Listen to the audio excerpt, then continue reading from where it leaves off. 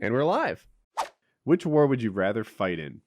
All terrible choices. Vietnam jungle, Western Front trenches of World War I, or World War II Bastogne?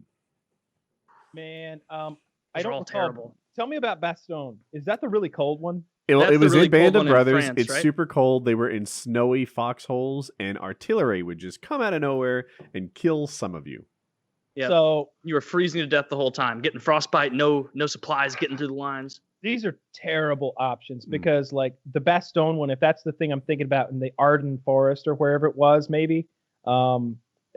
I think, like you said, you know, the mortars were coming in, the artillery was coming in, and the trees were splintering and blowing people up. People were getting frostbitten toes and shit. And I don't know if it's a good thing or a bad thing, but it seemed like within a day's walk or half a day's walk behind you was a decent sized town with soup and women. But you were out there in that hole. I think I take Bastogne and I fucking desert because there's somewhere to desert too. I can fucking hurt myself a little, and then I'm over there with the women and the soup.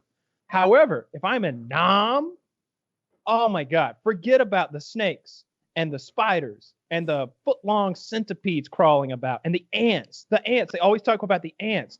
Forget about you're sweaty every day, all day, and you haven't had a shower in God knows how long. Charlie's out there, all right? You never know when you're going to step in a hole that's full of punji sticks covered in human shit, and you're going to lose your feet. You never know when you're going to get gut shot out there, and they're not going to realize that you're not dead. They're just going to leave you behind, and you're going to wake up and your intestines are just intestinal cavity is full of bullet ants or some shit. Charlie's out there, and he's coming for you. I'm not doing Nam. Now, the World War I thing, that trench warfare, everybody imagines the trench perhaps as a dry sort of trench. Yes. The problem was there's a thing called trench foot, which I don't think was even a thing before World War I. They were like, oh They yeah, invented trench foot. They invented a new horrible thing to happen to people in World War I, I think, called trench foot. All right. Let's see some pictures of trench foot. Oh, please no. It's where your feet just stay wet for long periods of times, and they basically just rot off your goddamn body. Now, if that's not bad enough, you've got gas. Oh, Right?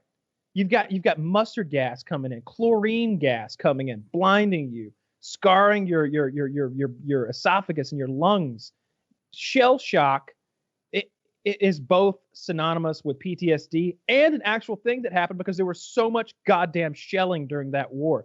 You're stuck in this fighting position, looking at the enemy 300 yards away for years, sometimes at a time. People getting stuck in the barbed wire. Depending on what side you're on, like if you're not facing the chemical attacks, if you're a German, then you never know when the Brits are gonna tunnel up under your position and just blow you the fuck up. I'm not doing that, so I'm gonna take Bastogne, and I'm definitely gonna get shot in the thigh meat on like day one. Like just as soon as they show me my foxhole, I'm gonna wait till I can see the medic. And my sidearm is going to go off mistakenly. It's going to get your love handle. Oh, shucks. Fucking the Jerry's got me.